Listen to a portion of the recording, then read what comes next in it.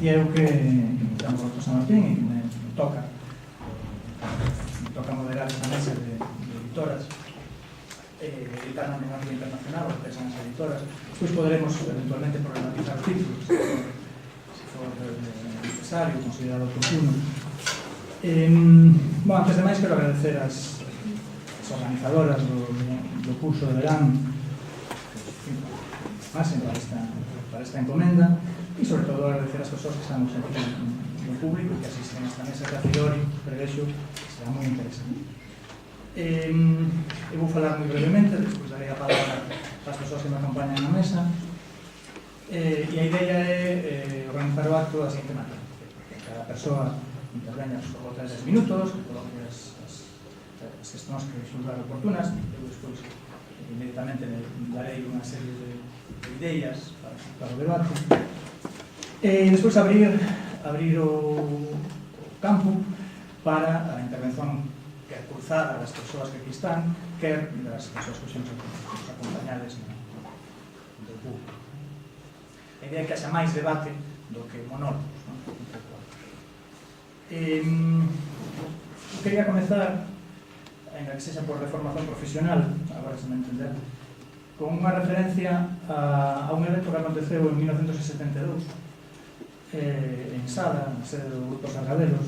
Organizaron un encontro sobre o libro galego, e 2 anos despois hai un libro moi interesante que é o libro galego de discusión, editado en Edicións do Castro, que é o selo deste grupo Sargadelos.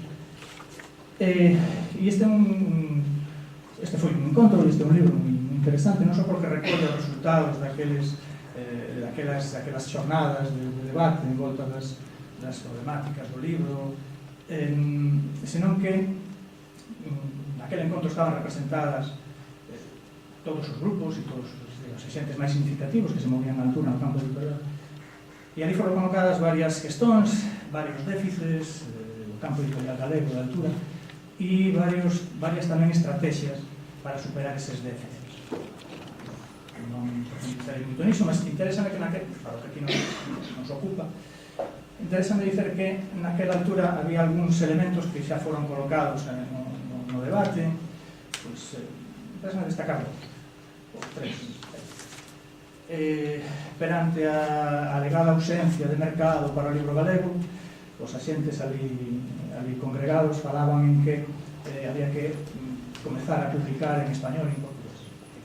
Primeramente, en relación con isto, un axente ligado a Sargadelos, Rafael Díaz, falaba en crear unha editora de enlace, chamáballe así, que era unha idea que se colocara o propio Díaz no preguerra, que editara esta editora de enlace con respeito debido, dicía Díaz, en galego, en español e en portugués.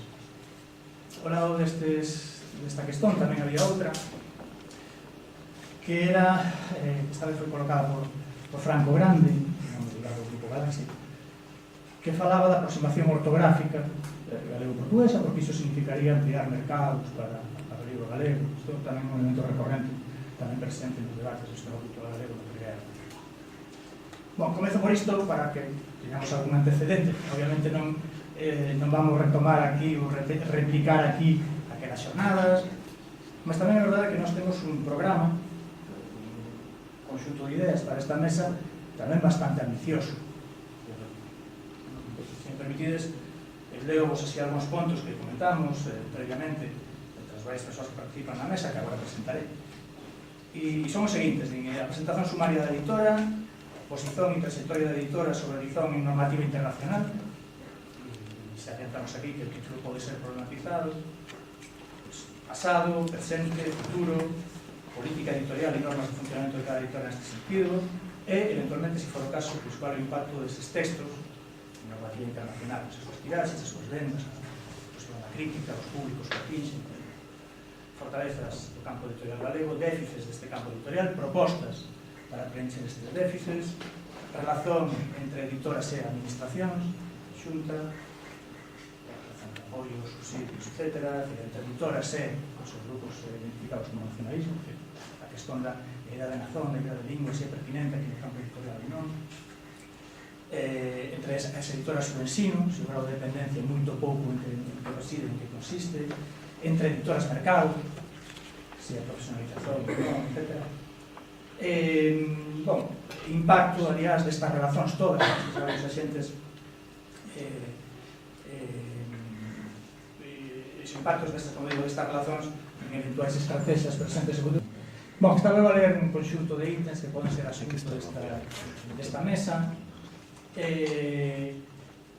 non, o sea, en función de si os considerades vos que estades nese lado interesantes para o debate ou non. Para iso, para esta, obviamente non vamos a facer aquí un análisis detallado do campo editorial galego, hai algún informe recente do Consello de Cultura Galega que deita xa unha luz sobre o estado da questão.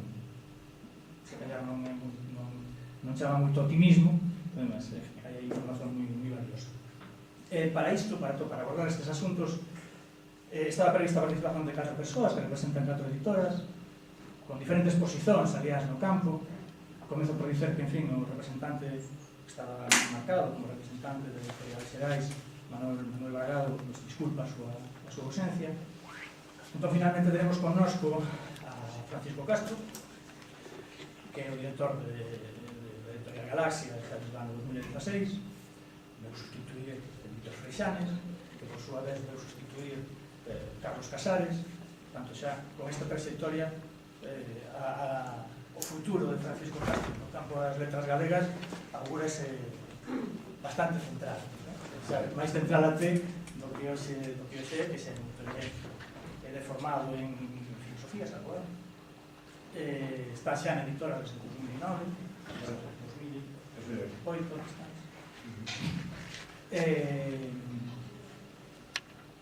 en fin, é un autor premiado, sobre todo narrador, poeta, alto grado de consagración, digamos, ¿no? Ten muchos premios. E até foi presidente da Asociación Galega de Infantil e Juvenil, ¿no? Entre 2010 e 2015. E está aquí en representación de Galaxia, que queredes que vos digo de Galaxia? A editora me se ven máis que unha editora, ¿no? Desde 1950, non é retórico, é incontornable para entender como funciona a cultura galega todo este período. Ao lado de Francisco temos connosco a Teresa Pillado. Ela está formada nesta casa, filoloxía, ámbito da lingüística, que é máis científico que a filoloxía, fecho aspas, e está aquí en representación de Através, editora, como sabes, é o selo editorial da GAL, da Asociación Galega da Lingua, desde 2010, perdón. Desde 2010 é o selo con que a GAL publica os seus textos. A GAL, a asociación que normalmente reúne, que agrupa, como pueden saber, aqueles agentes identificados por integracionismo, que se sustentan a utilidade da unidade lingüística do portugués. Ten esta responsabilidade, digamos, de coordenar a Través na GAL desde relativamente pouco tempo, e tamén, como sabedes, as editoras representadas na mesa é a única que edita en exclusiva vamos chamar galego internacional, normativa internacional, para acompañar o título da mesa. E no outro lado, ao lado de Teresa, está Rafa Xaneiro, esta representación da Xouxe, da editora Xouxe, a editora máis actual, agora do 2012, 2011, sempre hai un ano aí que está a avanzar. Bueno, ele formaba nesta casa, de feito, a última vez que eu vim foi aquí, na facultad, somos compañeros de promoción, estamos aí un ano, como me vai ir a un ano,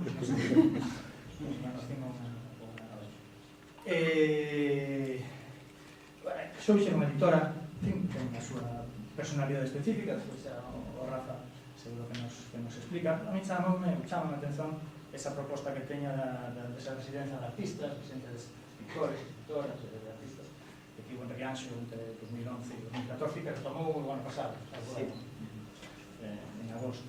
Foi unha experiencia que realmente interesante. Bom, hecho bate aquí, creo que o bon agora que teñan a palabra as persoas que nos acompañan, e despois, se vos parece, facemos así. Eles falan, fan unha primeira intervención, e despois abrimos o debate cruzado e relacionado. Moi ben, pois empezo eu, entón, por estrita orde alfabética sería Manolo Bragado, pero non está, entón, pois, tocalle a Castro. Ben, obedecendo fielmente o que nos pide Roberto, pois vou facer unha primeira intervención o máis breve posible, intentando un pouquinho dar unha primeira impresión de algúns dos moitos ítems que nos planteaches como coordinador desta mesa. Antes de empezar, pois quero agradecerlle a organización deste curso que convida a Editorial Galaxia. É un placer estar aquí para falar deste tema que nos importa moito. Ben, dicía antes Roberto que a Editorial Galaxia é crucial para entender como funciona a cultura deste país. Bueno, eu non podo dicir o contrario, e creo que é así. Eu son o director hai ano e medio, e cando fui nomeado polo Consello de Administración da Editorial Galaxia director, pois era moi consciente do que significaba sentar nesa cadeira, porque aínda que a nosa estrutura organizativa é de sociedade mercantil, é dicir, nós somos Editorial Galaxia S.A., somos unha empresa que pertence a 1000 e pico accionistas distintos, eu mesmo son accionista, teño un paquetiño pequerrecho, corresponde a cadeira na que sento e algún marco de porta e pouco máis. Bueno, unha das súas virtudes é precisamente ter esa fórmula, non? É fundado no ano 1950, como sabedes, nunha etapa ben complicada na nosa historia, e dende o ano 1950 sigue manténdose bastante fiel ás ideas que afundaron, non? Naquel momento tan duro no franquismo de persecución de todo o que soase a galego, pois un grupo de homes e mulleres, un 25 de xullo, en nada imos facer 70 anos, celebraremoslo como é debido, pois o 25 de xullo de 1950 é a Asamblea Fundacional. Unha das primeiras decisións que tomei eu como director foi poñer unha foto ben grande daquela primeira asamblea, daqueles homes e mulleres que tiveron esa routada de fundar a editorial, e case 70 anos nos seguimos aí. Se ides a Galaxia, ali na Avenida Madrid, estáis convidados aí cando queirades a visitala, pois veredes que agora está cheo de retratos de todos eses homes e mulleres primeiros que botaron a andar esta empresa, que, como vos digo, eu creo que está moi ben concibida, non? No seu obxectivo, que é, pois eso, fomentar, coidar, manter e espallar a cultura galega. E logo tamén a súa fórmula. Eu sempre digo que a Editorial Galaxia é a empresa máis extraña do mundo. É unha sociedade anónima, pero é rarísima, porque desde o ano 1950 nunca repartiu beneficios. É dicir, na última xunta xeral de accionistas do ano, tivemos unha ainda a semana pasada, que pode acudir calquera accionista ou enviar un voto delegado. En todas as xuntas xerais de accionistas do ano 1950, o reparto de beneficios non existe, é dicir, os cartos que xenera a editorial van directamente para o proxecto. É dicir, que se mercades, que podebelo facer, un paquetiño de accións de Galaxia, que saibades que isto non é o Banco de Santander, é dicir, aquí non ides cobrar nunca. Eu supoño que na historia de Galaxia, cando alguén reclame a súa parte, vai pasar a parte máis fea da editorial, non? Como a primeira persoa que reclamou que hai de lo mío. O certo é que isto di bastante do que esta empresa, que está tan ben concibida, como dicimos nós, polos fundadores, que fan que o 74% do accionariado, mirade que idea señal, do 100% do accionariado de Galaxia, o 74% son fundacións en ánimo de lucro. Son fundacións que dependen directa ou indirectamente da propia editorial de Galaxia, como no caso da Fundación Penzol. A Fundación Penzol, que sabes que é o arquivo documental máis grande que hai neste país, pois ten aproximadamente o 60 e pico % do accionariado.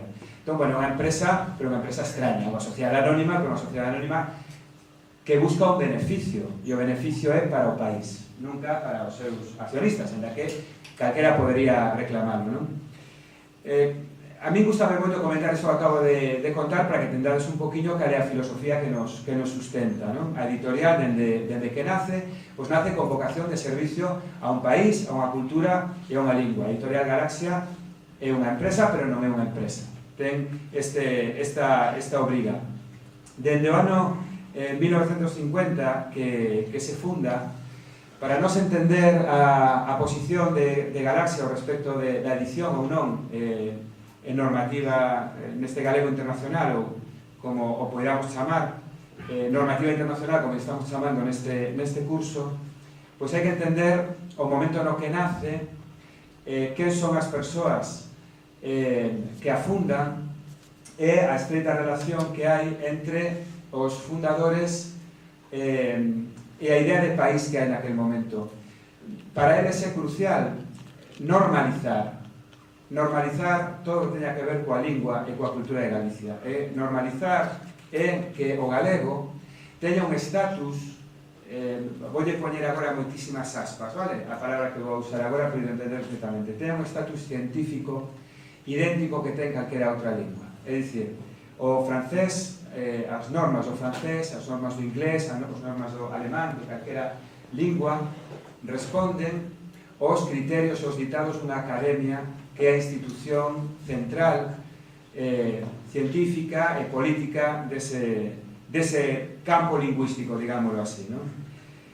Entón, dende o primeiro momento, o Consello de Administración da editorial, que é quen está por enriba de min, é dicir, eu son o director xeral, teño a última palabra en todo, absolutamente en todo, pero tamén é certo que, como isto é unha sociedade mercantil, é unha sociedade anónima, eu, cada X tempo, teño que hacer un informe de xestión diante dun Consello de Administración. Por lo tanto, quen está por enriba de min é ese Consello, como os digo, representa a un accionariado que neste momento ten miles de persoas detrás, ¿no? Estamos falando xa dos que mercan accións no ano 50, herdeiros e herdeiros de herdeiros, e todos os que se van sumando ano tras ano. Entón, bueno,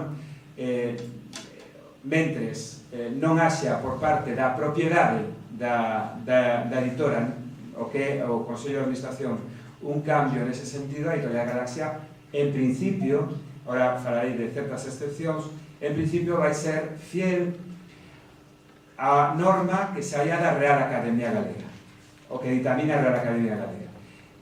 Faise así con espírito de normalizar unha situación, ou digamos, por facer as cousas como se fan no resto dos países, non? O no resto das comunidades lingüísticas. Non sempre é así. Pensade, por exemplo, que un dos éxitos infantís en literatura infantil recentes da editorial é unha colección da que eu estou moi orgulloso porque a iniciei no ano 2009, seguro que moitas e moitos coñecedes, que a colección Son Árbore. A colección Son Árbore, editamos 6 títulos o ano, este ano pasamos, van ser 7, pero normalmente son 6 títulos de música infantil en galego. E seguro que vos soa María Fumasa, non? María Fumasa, que para nós é un proxecto absolutamente, crucial por moitas cousas. Primeiro, polo espírito que o sustenta, non? Que é un apoio claro á visibilización da discapacidade, non? Nace alrededor dun proxecto asociado á cuestión da discapacidade como algo que hai que visibilizar, e é un proxecto que aglutina músicos, homes e mulleres que fan música de Galicia, de Portugal e de Brasil. E aí a decisión que nos tomamos é publicar as cancións cantadas e, por tanto, as letras transcritas para que os nenos e as nenas as podan seguir tal como foron escritas polos seus creadores segundo a súa, vamos chamar así, a súa orixe nacional. Vamos decir así, non? Sería unha excepción. Nos pregunta aquí Roberto, fortalezas do campo editorial galego. Bueno, citabas o documento do Consello da Cultura Galega. O documento do Consello da Cultura Galega hai no que ler, sobre todo habría que obrigarlle os nosos responsables políticos a memorizar directamente, e está moi ben que se chamase diagnose da cultura galega. Porque falamos de diagnose, falamos de enfermidade. Eu lín o documento, inteirinho, un tochazo así que vos podes baixar da web do Consello da Cultura Galega, diagnose da cultura galega, e é para botarse a chorar, realmente. Onde eu estaba en Cataluña, a terceira vez que vou este ano, vou seguido, quedame 2 viaxes máis, paseando por Girona, entrando nas librerías de Girona, pois un ve, non vou a exagerar, pero ve que o 70 ou 75% da oferta editorial que hai ali pois en lingua en catalán, en a lingua propia do país. Un colle La Vanguardia ou calquera outro xornal e ve que dentro da carteleira de cine, de estreas de cine, pois un pode ir a ver a Muller Maravilla, os Catro Fantásticos ou a nova de Spiderman, é dicir, unha película de total actualidade e ofrécese en lingua propia. Por lo tanto, aí métome xa no seguinte, déficits do campo editorial galego. Pois vai quedar moi mal o que vou dicir, pero que é así, que é o que nos falla a nos o país. É así, queda feo, pero a nos falla o noso país. Estamos continuamente pelexando dentro dos anos 50 contra ese instinto suicida que parece que ten este país. Se collemos o documento de diagnose da cultura galega, vemos que somos a única comunidade, vamos a utilizar a terminoloxía oficial, a única comunidade do Estado español que perde falantes. E isto non fai, eu todos os xoves participo nunha tertulia política na Televisión de Galicia e dixe no outro día, isto non fai que os responsables políticos deste país perdan o sono, que deberían, é dicir, se eu teño responsabilidades políticas e vexo que, o sea, leo esa diagnose da cultura galega e vexo que perdemos falantes, vexo, por exemplo, que o éuskaro dende hai 2 anos xa factura máis, o éuskaro factura máis que o sistema editorial galego. Por exemplo, e iso non fai que eu durma mal, bueno, pois é que hai algo que como país nos pasa, non? Relacións editoriais xunta, apoios subsidios. A mí gustaríame que a próxima vez que escoitedes por aí dicir a cultura galega vive subvencionada, que lle deades un lapote a quen o fa. A ver, isto é un sentido metafórico, non quero responsabilizarme de unha vaga de agresións que xa por aí porque o pedín eu. O ano pasado, a editorial Galaxia editou 87 novidades, 87. Este ano ten previstas 102 novidades, quere dicir que novidades, non libros, non van aquí as reedicións. Eso quere dicir que este ano, cada 3 días aproximadamente, nos publicamos unha novidade. O ano pasado, as 87 novidades recibiron apoio institucional en forma de subvención, 0. A editorial Galaxia, podero meterlo na cabeza, a editorial Galaxia recibiu de axudas o ano pasado 0 céntimos de euro. E este ano, de momento, 0 céntimos de euro. Entón, isto é algo que de cando en vez hai que escoitar, non? Claro, que vivides subvencionados. Bueno, pois as contas están aí, podedes ir ao registro mercantil, pedilas, costan uns pouquiños euros e xa as tendes. Absolutamente nada.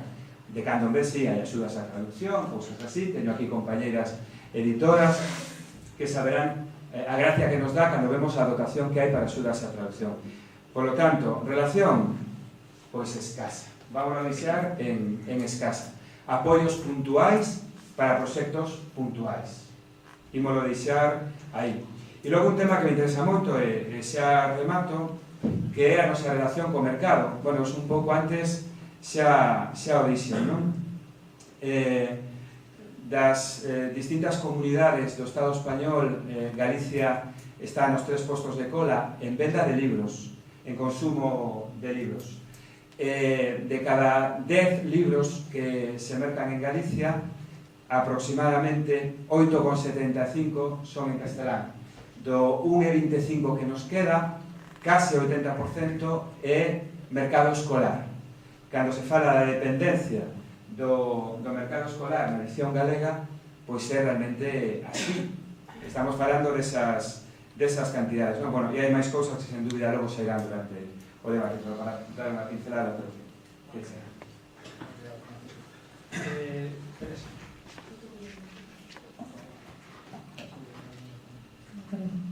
Hola, boa tarde, escoitas, ben? Sí.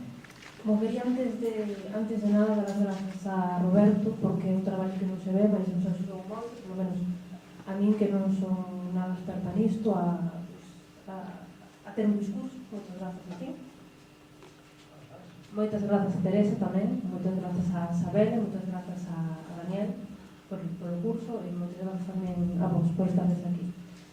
Eu, como dixo Roberto, pertenzo a editora A Través, e A Través é o carimbo editorial da GAL, que é a Asociación Galega da Lingua. Pero isto non foi sempre así. A Través editora non surxe coa GAL, senón que a GAL xa publica desde as súas orixes, que é como dixo Roberto, desde 1981, Porén, por causa dunha modificación do Consello, por causa dunhas eleicións, surxe o selo editorial da Través. O que podo chamar agora a Gal Editora tiña as súas propias coleccións, e esas coleccións mudaron o nome, non? A pasarse a Través Editora. Son o que agora temos a través das letras, a través das ideas, a través de nós, e para além desas tres coleccións criamos unha cuarta que foi a través da lingua. A través das letras nós o que criticamos é creación literaria. Esta colección é un pouco, para nós é un pouco complicada. Ben, as escritoras reintegracionistas teñen evidentemente unha censura por parte das editoras que non les dá un oco para publicar. E para além diso, o reintegracionismo, como ben dixo onte Dani Amarelo, céntrase moito na lingua, porque é o discurso principal que temos, a lingua. E por causa de centrarnos moito na lingua, e isto digo como autocrítica, deixamos de lado a literatura. Entón, unha persoa que quera publicar a súa creación literaria vai ter que pôr a cola, porque antes vai a publicación da lingua. Porén, é algo que evidentemente estamos intentando mellorar. Desde hai bastante tempo, estamos non desde moito tempo, mas estamos cambiando bastantes cousas a través, eu acho que todo a través. Despois temos as coleccións, como dicen, a través da lingua, a través de nós e a través das ideas. Son todas coleccións de ensaio, mas a través de nós son ensaios sempre da Galiza, a través da lingua son ensaios de lingua, e o resto dos ensaios que non teñen cabida nesas outras dúas coleccións van para a través das ideas. Para além diso, tamén temos fora de colección outros libros. Son principalmente libros de historia da literatura, fixemos en parcería coa Asociación Internacional de Lusitanistas, e tamén temos unha parcería, que finalmente non veo bragado, temos unha parcería tamén con Xerais. Foi algo curioso que pasou con esta parcería, porque a través publicou, este foi un libro coordinado pola Teresa Moure, e a través publicou unha parte de un ensaio de textos a propósito do centenario da Revolución Bolchevique. Nos publicamos, como non, os nosos textos en reintegrado, e Xerais publicou os seus textos en Ilga, porén publicou o seu tomo un prólogo a cor ortográfico, o que nos achamos que era un paso para adiante, mas finalmente ese paso para adiante ficou en un prólogo a cor ortográfico, nada máis. Por outro lado, vamos dar, dentro das nosas coleccións, como dixen fai un bocado, centramos moito na lingua, e tamén dixen que é certo que é normal, porque o discurso do reintegracionismo é a lingua. Nesas coleccións que acabo de comentar, temos libros que eu acho que son realmente bons para unha persoa que non saiba que é o reintegracionismo. Ten a historia do reintegracionismo, a historia da lingua en mata deseñada, para as persoas que non saiban como dar ese paso do galego ilga ou galego normal ou galego reintegrado, teñendo do ñ para NH, e mesmo 101 para os conxeitos, para as persoas que quixeren depurar a súa lingua dos castellanismos que sempre vamos ter. E despois temos unha nova colección ideada, pensada e dirixida pola Teresa, unha colección, unha aposta segura, porque é unha aposta moi inteligente, é unha Alicerces, que esta é o nome desta colección, é unha colección de ensaios moi breves, mas son breves, sí, mas tamén son moi profundos, moi ben pensados, con un léxico moi afastado do académico, porque son unha colección que está pensado para todas as persoas, e os dos primeiros volumes, o primeiro é de Brais Arribas, que está aí un libro estupendo sobre a eutanasia, tamén temos outro de Alfonso Becerra sobre a dramaturgia. Esta colección non é que, digamos, fomente moito a literatura en termos de creación literaria, como decía, mas pelo menos non perpetúa esta pequena problemática que temos de perpetuar tanto a lingua, non? Porque os alicerces son ensaios tamén, mas espero ter o compromiso da Teresa de non publicarnos nunca un libro de alicerces sobre a lingua ou sobre a Galiza. Espero. Entón, digamos que por un lado pois non axuda a creación literaria, mas non perpetúa eso que digo, que esa problemática que temos. Por outro lado, a través, desde logo non é unha empresa, pero algo que ten en común con Galaxia é que nos tampouco repartimos beneficios, claramente porque non os temos. Todos os libros que vendemos, o diñeiro que recaudamos se va a financiar os libros que venden. Isto é así. O carácter de a través e o carácter legal é un carácter plenamente asociativo, sen ánimo de lucro. A través ten varios obxectivos.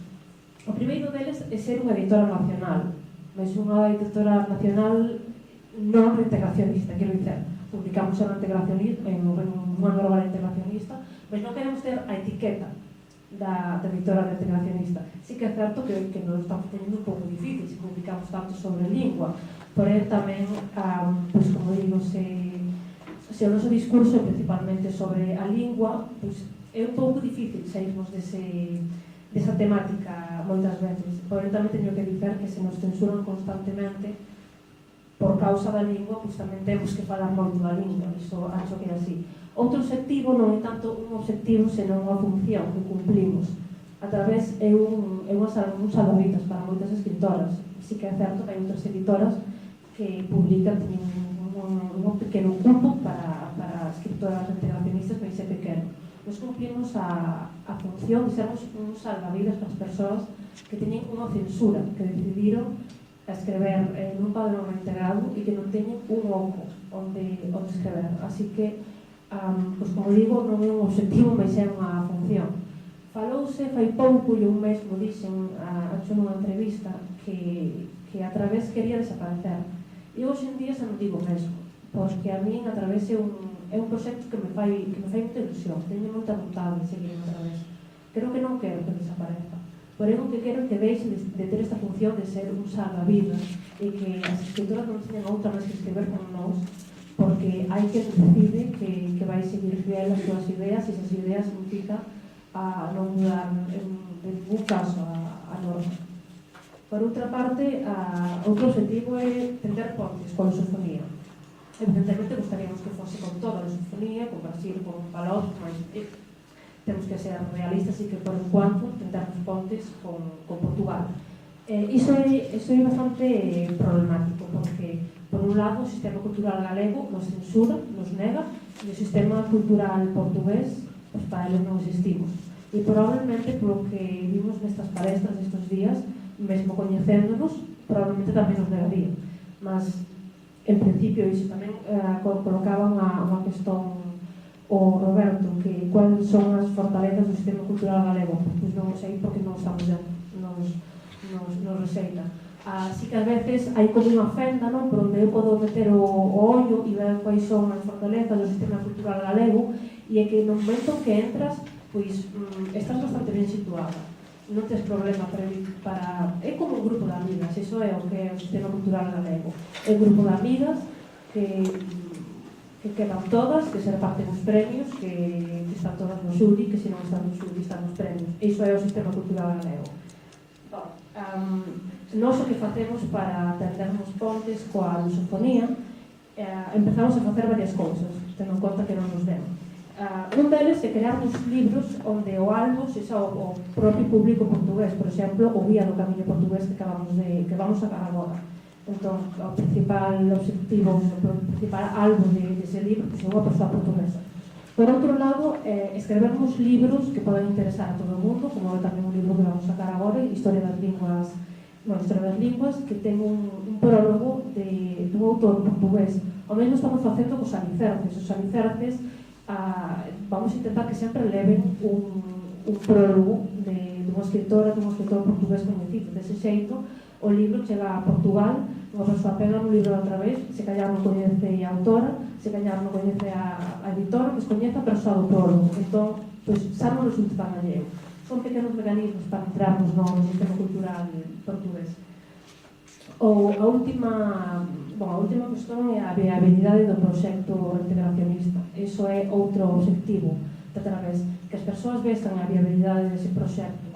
Tamén teño que dizer que se acaba de dizer na intervención anterior, somos a única comunidade que perde falantes, e iso é así, por eso somos a única comunidade que perde falantes, como é que seguimos coa norma da RAJ para manter o proceso de normalización lingüística.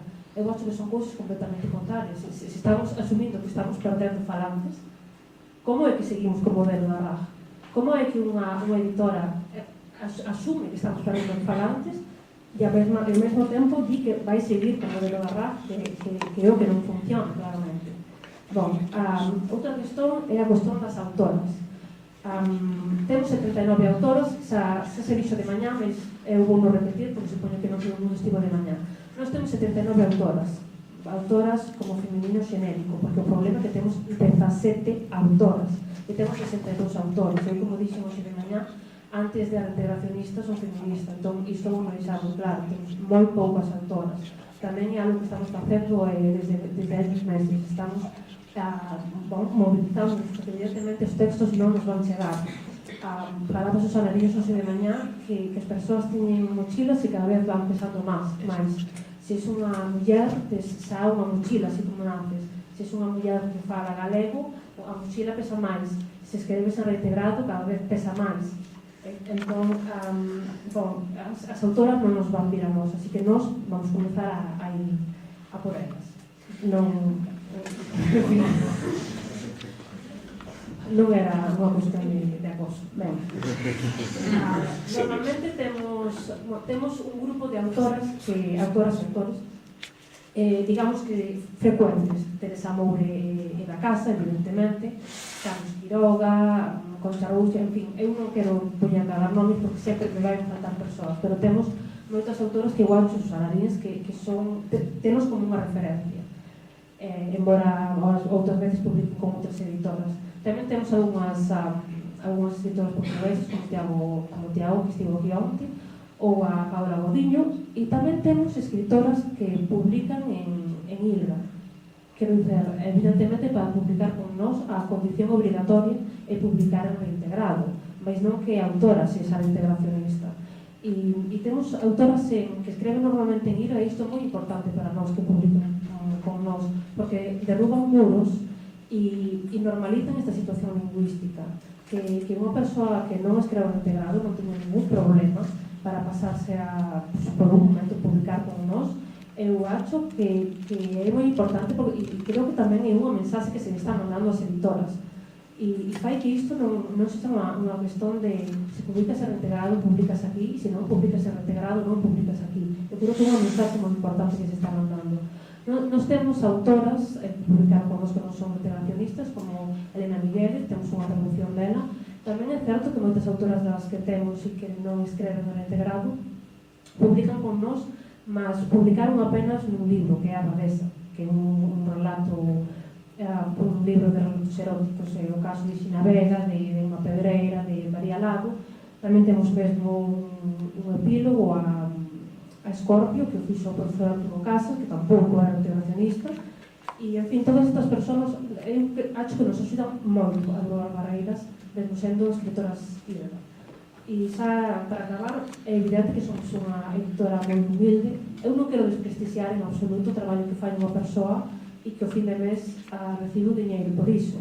Mas o que teño que dizer e que eu acho que é evidente é que cando coixes o teu tempo libre, despois do teu traballo, despois dos teus estudos, e o dedicas a revisar un libro, a traducir un libro, a falar cos autoras, a poñer en marcha o mecanismo para que saia un libro. Cada libro que sai de a través é o resultado de un proxecto e dun amor común que temos. Nos temos, como digo, somos moi humildes, temos unhas tiraxes normalmente do mínimo, que son 450 libros. Ás veces nos damos a 700, ás veces mesmo nos damos a 1000 ou 1500, como foi o caso do Atlas. Ás veces nos equivocamos, ás veces non, mas nós non temos moita marxen de erro, porque, como digo, os libros que publicamos, o diñeiro que recibimos eses libros, son o diñeiro que non utilizamos para publicar outros libros e para que outras autoras teñan a oportunidade de publicar con nós. 80% dos libros que vendemos véndense na Galiza e o 20% se vende en Portugal. Normalmente publicamos por volta de 10, 12 libros ao ano, e algo moi importante para nós é o Traves Clube, porque bom, no Traves Clube temos un grupo de persoas que teñen claramente sempre un compromiso con A Través. E A Través Club, ninguén ten que comprar un libro. Para certos clubistas non tedes que comprar todos os libros que tiramos. Simplemente teríades que decir se queredes ou non queredes o libro. Porén, todas as persoas clubistas normalmente queren o libro, porque do mesmo xeito que nós temos moita vontade con o integracionismo e con todas as autoras nas que publicamos, temos un público moi fiel, que eu creo que tamén é algo que nos diferencia bastante, porque, en fin, eu como persoa que compra libros, pois ás veces compro Galaxias, ás veces compro tamén en Xerais, mas nós temos un público realmente fiel, que tamén quería darlle as grazas, e non máis nada, iso é a nosa editora. Obrigado. Teresa. Bueno, por agora, eu creo que hai elementos bastantes para o debate. Para além de agradecer que se vayan incluindo os tempos, como sempre fai 12 minutos, estamos nesa marcha de 10 minutos. Creo que hai para colocar os elementos interesantes, na intervención de Francisco Castro, na intervención de Teresa Pillado, que son elementos que despois podemos comentar e seguramente tamén discutir. Dou a palabra entón a Rafael. Hola, boas tardes. Obrigado en primeiro lugar a Roberto por esta presentación e tamén por, efectivamente, como dixo Teresa, un pouco o roteiro que foi marcando como coordinador na mesa, que si pareceu que se engaxou ser moi acaído, bastante completo, e que daría mesmo lugar a un debate de horas, se non de días. Obrigado tamén a Teresa, a Sabela e a Daniel polo convite. Eu un pouco teño o texto, a miña intervención escrita, un pouco integrando todas estas questões do roteiro que indicou Roberto, non de maneira explícita, pero implícitamente están todas aquí. Entón, espero non estenderme moito, vou ler a intervención. A Xeruser Editora nace no ano 2011 como derivación dunha serie de diálogos e encontros entre persoas procedentes de diversos ámbitos da produción e da creación cultural, non única nin especificamente da edición. Desde aquele tempo, e salvo nun pequeno período entre 2014 e 2015, que ficou relativamente parada, estivemos en traballo casi ininterrompido, sen aliñarnos, nin tampouco alienarnos, na dinámica productiva imperante. Isto é, na necesidade permanente de confeccionar unha serie de produtos, libros, audiovisuais, etc., de maneira regulada segundo unha lógica eminentemente mercadotécnica. Como editora temos centralizado o noso esforzo na edición de obras enlleiras do pensamento crítico traducidas para o galego e na publicación de ensaio filosófico en galego e tamén de pensamento contemporáneo en xeral. Tamén temos editado obras de carácter literario nas marxes do que os cánones definen desde a lógica ben da fast food literaria, ben da ortodoxa docilidade do sistema de moda. Neste sentido, as nosas edicións literarias son de risco e ábrense a formas de expresión e investigación non conservadoras. Ao mesmo tempo, concentramos un grande esforzo na produción e edición audiovisual e musical. Tamén, este foi un fito no desenvolvimento cultural que fixemos pola nosa banda, demos a nacer unha residencia de escritoras e escritores nunha casa rianxeira, nun contexto rural, pola que están a pasar escritores de moito diversas linguas e países, onde traballan na elaboración da súa propia obra. Desde o ano pasado ampliamos tamén este proxecto da residencia de escritoras e escritores a pensadoras e pensadores. Al respecto da lingua, desde o primeiro momento tivemos claro que a nosa posición ante a cuestión das normativas era binómica. Queremos dicer con isto que, por unha banda, respeitamos o acordo ou consenso desenvolvido alrededor da normativa híbrida, mas recoñecendo críticamente as súas graves, inconvenientes e contradicións, recoñecendo tamén toda a carga de violencia estrutural que a confección e implantación desa normativa que comportou a realidade sociocultural e sociopolítica galega. Non é o momento de profundar sobre o tema, pero seguramente na mesa ou haberá, ao longo do debate, haberá ocasión de falar. Recoñecendo tamén nese proceso normativizador unha serie de dispositivos de poder coercitivos e segmentadores da posibilidade dun dicer isonómico para todos os falantes galegos, decidimos deixar aberta a posibilidade á edición normativa internacional, como outras editoras tamén teñen feito, como la Iovento, por exemplo. Por unha lógica procura dun horizonte de apertura intelectual e tamén de decodificación deses dispositivos de poder vinculados coa normativa ILGA, a nosa posición defínese como binormativa, podemos definirla así.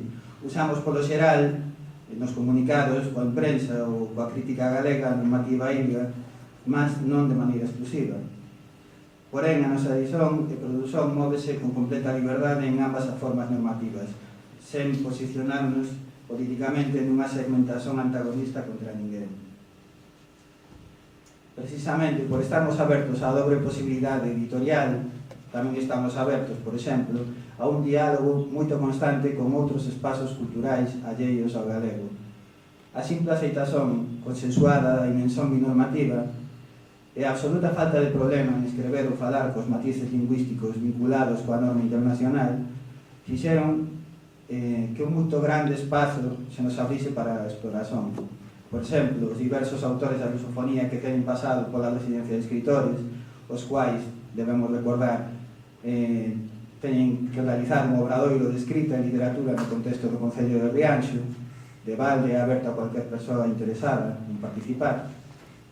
A riqueza de ter en Rianxo, conversando e traballando coa xente da vila, dos lugares de onde queiran vir, filósofos como Marcelo Barbosa Alcaraz, brasileiro, especialista en Walter Benjamin, narradores como Amílcar Betega, tamén brasileiro, Premio Portugal Telecom de Literatura, narradores como os romancistas tan reconhecidos como Xan Tordo, portugués, Premio Xosé Saramago de romance, ou ensayistas como o mozambicano Cremildo Baúle, estudioso da obra de autoras como a activista e romancista Paulina Xinciana, pero tamén activista, poeta e xornalista Carlos Cardoso, demostran non só o inerme de considerar imposible o diálogo cultural entre realidades desde non a moito separadas á forza de ditames institucionais e intersubxectivos, ridículos e carentes de peso procedimental, mas tamén a tremenda perda cultural e humana que desde a Galiza estamos a viver ao lle dar as costas a un mundo tan vistoso e diverso como é o luso.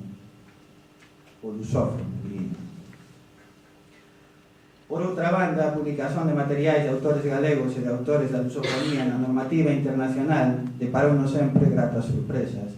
Entre elas, o recoñecemento, como libro de referencia, do Xornal Cultural de Lisboa dun libro editado por nós, Ensaios Radiativos, do ensayista, poeta e videocriador brasileiro Márcio André. Ou ben, a presentación en Maus Hábitos, coñecido espazo de intervención cultural de Porto, do até agora no seu último libro editado, un ensaio chamado Teoría da Imaxe, do filósofo galego Manuel Cebral.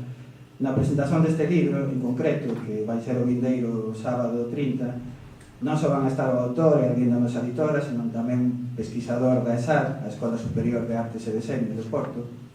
E como anécdota, podemos comentar que a recepción que tivemos por parte da xente de Porto, da ESAR e do Maus Hábitos, para este evento foi excelente, unha apertura completa para un diálogo posible, para un enriquecimento mutuo, interrompido xa hai demasiado tempo. E prolongado, escuramente, por institucións que deberían mirar pola apertura das nosas contornas criadoras e existenciais. Daquela, para nós, o traballo e a relación con o mundo lusófono sempre foi fértil e rica. E amosounos varias cousas con relación á contextura sociocultural galega na que estamos inseridos. Dialogar co mundo lusófono é un espello que nos resitúa e permite puirnos como pobo e como cultura. Este tipo de diálogo, por unha banda, fíxonos perceber como que unha das grandes virtudes que ten a Galiza é o seu minifundismo. Sabemos que os bonsais son plantas moito fermosas, raras e exóticas, unha carga de beleza quasi sobrenatural. A nosa realidade sociocultural ten algo de bonsai. Así, de algún xeito, podemos dicer que o interesante do contexto cultural e editorial galego é isto, que que ás veces resulta exótico. Ben certo é que tal vez nos últimos anos fíxose demasiado fechado, ao noso ver, demasiado industrioso, demasiado acomodado a lógicas mercadotécnicas que tentan primar un tipo de produto fast, de consumo rápido, que demande pouco ao leitor. Para nós, eses son erros drásticos e que minguan o potencial articulador da nosa literatura e de todo o que ten a ver con a criación galega e en galego. Porén, o feito de que o sistema cultural, máis especificamente o literario, fose tan descaradamente autocentrado, mesmo autoasertivo, produciu extrañas figuras e padróns. Produciu unha praxe do bonsai. Sobre todo, por exemplo, na poesía. E na verdade, tal vez no poético en Galiza se teñan desenvolvido cousas realmente estimulantes. Non así, desde o noso ponto de vista, na narrativa, máis pobre, menos arriscada, máis reducida a un padrón conservador de expectativas discursivas, máis inserida nun désir du texte do que nun désir du texte, no dicer de Roland Barthes. Do ensaio xa non falemos. É clamoroso que nun país como o noso, cuxos alicerces intelectuais cultivaron e admiraron tan gratamente o ensaio, veña a ser a práctica escrituraria máis descoidada de todas. O mellor, poderíamos facer un xogo psicanalítico e tal vez veríamos que esta falta de ensaio en galego é unha falta de autocrítica, mas non queremos ir por aí. Dirásenos que ensaios, sí, se ten editado e moito. Ben, replicamos un conxunto de prosas que aparentemente reflexionan, xeralmente desde unha postura do meu, sobre alguna cousa, moitas veces con tentativas de discurso académico, non é ensaio. De outro ponto de vista, poderíamos ver que há un exceso de pregnancia nalgún tipo de xénero que as editoras, en xeral todas nós, tentan intensificar por aquilo de vender, únicamente vender, nas escolas, nos institutos, etc. Mas o risco, a dificultade, o complexo, son necesarios. Sen complexidade, sen riscos, non há transformación, non há revolución. Dicía Rilke a un mozo que quería converterse en poeta: recorde isto que xa lle teño dito, concéntrese sempre no desexo de poder atopar paciencia suficiente en sí para suportar e suficiente inocencia para crer. Desexolle que poida gañar máis e máis confianza para aquilo que é difícil. E polo demais, deixe que a vida aconteza. Aceitar o difícil, facelo parte da nosa realidade editorial e cultural, da nosa subxetividade como axentes e receptores de cultura. Iso é o ponto. Así que nós atopamos esa dificultade, esa complexidade, ese risco que se abre ao novo en literaturas ou contextos editoriais como o francés ou, moi particularmente, no portugués. O espazo lusófono é un espazo onde há un diálogo moito fértil, e iso alimenta, nutre. Por esta razón, editar a normativa internacional é para nós inserirnos nesa dinámica de transformación que nos expande e permite desenvolver formas e procesos novos, que sen descartar o dinamismo sobrenatural dos bonsais, permite a nosa realidade literaria tecer outros modos de denunciación.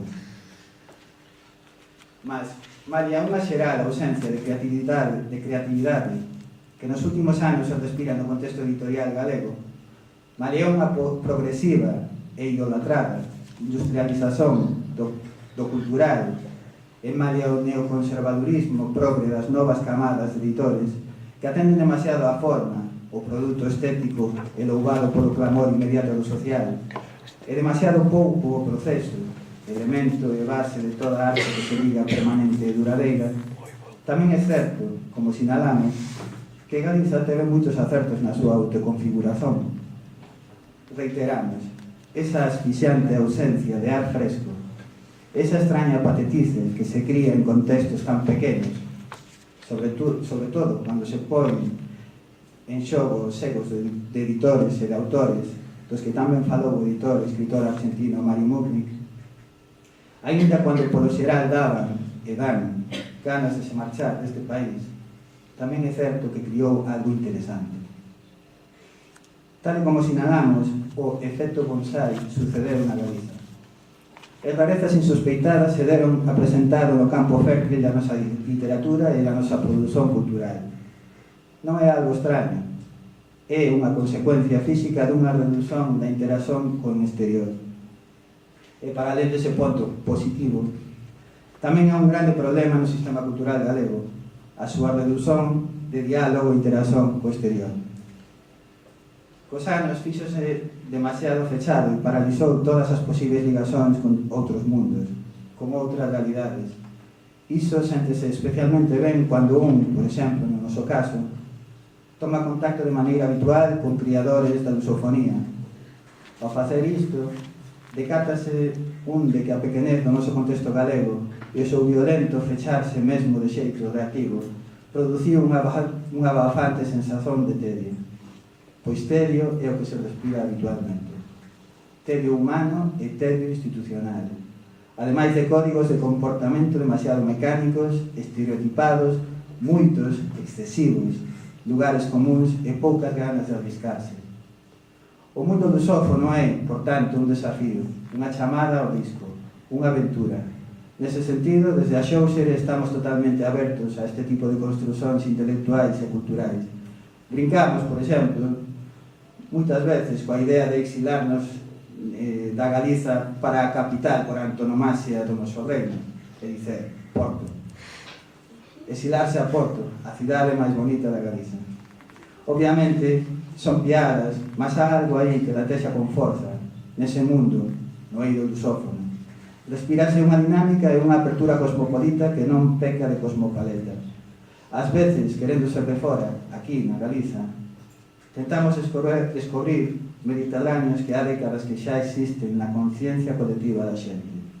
En fin, se algo pode axudar esta apertura a un normativismo dialogante, a un binormativismo ou a un cabal diálogo con esa alteridade que tamén nos conforma, a lusofonía, tal vez sexa abrirmonos como pobo e como cultura e dese xeito teñamos unha saída digna as eternas problemáticas que lingüísticamente se están a dar na progresiva reducción dos falantes de galego. E tamén consigamos paralizar eses ridículos antagonismos reactivos que forman parte de nós desde há moito tempo, tamén presentes nos dispositivos de poder, codificados polas institucións culturais galegas. E desta maneira, por fin, unha arexiña fresca veña tal vez sobre o noso rostro e podamos dicer, por fin. Non é doado, pois, como quen di, estamos só neste intento. Estamos sós como sociedade, como comunidade criadora, na medida en que as institucións non nos amparan nin nos dan a cobertura que sería fundamental, senón que na meirande parte dos casos atrancan tanto a posibilidade dun debate necesario no contexto galego sobre a cuestión da normativa como pode que por meros pleistocénicos derivados dos terribles apegos ao poder, a posibilidade do diálogo como ámbito lusófono, que en tan boa disposición está o que nos facemos. Un debate nun contexto galego implica por forza a presenza de persoas de ámbitos moito diversos e non exclusivamente dos iluminados filolóxicos. A lingua requere ser pensada por todas e todos, non só polos expertos. A lingua é da xente, do povo, non das elites, e debe estar en todas as bocas. A lingua pede a súa evolución. É preciso estar, como dicen os filósofos, a escoita do que a lingua contrae no seu devir unha fala e tamén unha linguaxe. Como dice o poeta francés Michel Duguay, é preciso estar en atención da linguaxe da lingua. Mas que podemos esperar das nosas institucións e das súas subtís microviolencias? Que podemos esperar nunha cultura das subvencións que cría dependencias, hábitos acomodaticios e lobbies editoriais? Podemos esperar só unha relación de compra-venda onde o traballo editorial se reduce a meros índices económicos, a meras estatísticas, montes de libros amoreados en herméticos almacéns? Non sabemos ben en que pode derivar unha saudável relación coas institucións, pero por parte das editoras. O que sí sabemos é que as prácticas actuais das institucións galegas pecan do ostracismo nervoso con relación á populación e debemos comezar a revirar ese seu camiño, xa instalado como habitual, demasiado habitual. Faise preciso procurar novas praxis. Un pobo éticamente consciente da progresiva reificación do institucional, é dicer, de que a sociedade se organiza institucionalmente, non debe tolerar nen a súa microviolencia, nen as súas microviolencias, nen cualquier logística articulada á marxe da necesidade colectiva, do común. É preciso pensar de novo de configurar tanto as institucionalidades como as nosas relacións con elas. Debemos pensar, por tanto, un proceso máis creativo, un diálogo real, partillado cos varios e diversos agentes culturais que están a traballar actualmente, facendo isto fora de cualquier monologuismo e arredados de contradialécticas que impedan unha enunciación colectiva xusta e aberta ao posible. É imperativo deixar de lado o solipsismo que nos caracterizou históricamente, máis en especial no eido institucional, e perder o medo, sí, o medo, o constante medo a outro, ao diferente, ao foráneo. A ganancia é de todas e de todos. Un bon inicio do camiño sería naturalizar en Galiza, sen complexos, o binormativismo e desde aí expandírmonos a unha apertura horizontal desde a visón en dirección a outros ámbitos e países lusófonos. É unha aposta, sen dúbida. É un bon paso a dar por cualquier editora galega, criando un fluxo de intercambio con autoras e autores de países como Portugal, Brasil ou Espaló, sen necesidade de recorrer a ese extraño conceito de tradución intralingua que usan os illeus da Galiza que levantan o absurdo veo da censura e da, outra vez, exclusión de todos aqueles e aquelas que optan por escrever usando unha norma internacional. Para todas as editoras galegas e para o conxunto da populación en xeral non será unha perda, mas todo o contrario, unha ganancia. O que sí é certo, e niso debemos estar advertidos, é que o camiño non é sinxelo, senón que exixe aprendizaxe, adaptación e, sobre todo, apertura ao complexo, ao difícil. Como dixemos antes, cando citamos a Rilke, a questão está en aprender a aturar, a soportar o difícil, e desde esa resistencia conquistada permitirnos que as novas floras, non só dos bonsais, medren na nosa contorna, que o xardín galego se faça un eido cosmopolita, como tamén dixemos, e non únicamente unha pequena finca cosmopaleta rodeada de valados de formigón industrial.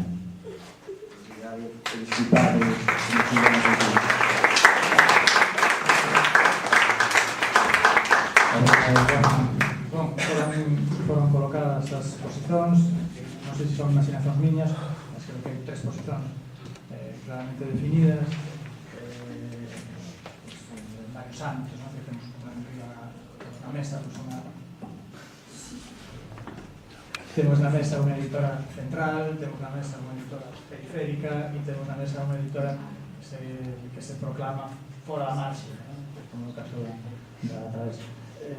Temos na mesa unha editora respecto á actividade académica, temos na mesa unha editora que sustenta, digamos, o seu propio modelo e temos na mesa unha editora que aposta pola convivencia destes dous modelos, polo normativismo. Ben, a verdade é que tamén hai elementos de incidencia. Varias persoas da mesa falaron na existencia de censura, na existencia de endogamía, da falta de asunción de riscos. Todas as persoas da mesa falan da súa posición de compromiso. Ben, a verdade é que, en algún caso matizado, un compromiso máis da arte do que do país, que nos permiten estas expresións. Creo que temos moitos elementos aquí xa para o debate. Permitiríame dar a palabra primeiro a xente da mesa, que coloque, que refute ou que comente algunhas das questões que foron aquí apontadas e despois xa podemos dar paso a xente do público. Vale, pois eso, debatimos entón. A ver, eu quixera comentar unhas cousas do que aquí se dixo para que vayamos matizando posturas, non? E para debatir, que a fin de contas é para que estamos aquí. Bueno, dábame ganas de preguntar que quere dicir iso do sistema cultural galego, un grupo de amigas que quedan e se reparten os premios, porque eu non coñezo o sistema, en todo caso, se existe, pois eu quero estar nela, a ver se nos toca algo tamén. Pareceme bastante difícil de entender, pero o problema meu, Teresa. Non acabo de ver a relación entre a RAG e a Perla de Farantes. Quero dicir, oxalá fose iso. Se iso, tengo chupado. É facilísimo, é dicir, se toda a culpa, se todos os males, Se a explicación a todos os males, da perda de falantes, da falta de autoestima deste povo, do continuo espírito suicida que moitas veces parece que temos en Galicia, é porque uns señores que están aí ademais, señores e agora algunha señora, a ver se hai máis, non? Pero que están aí vitaliciamente, optan por dicir que a ortografía e a gramática e o léxico é un e non outro, e se cambiamos iso de súpeto, todo o mundo vai ao cine a ver películas en galego, van como a todos a mercar os libros de Carlos Labraña, que está aí, ou os meus, etc., etc., témolo moi doado. Oxalá fose iso, se só fose iso, eu mañá, vamos, encabezo algunha clase de alternativa para acabar con iso. Hai que cambiar a RAF e aquí se vai aprender a falar galego todo o mundo.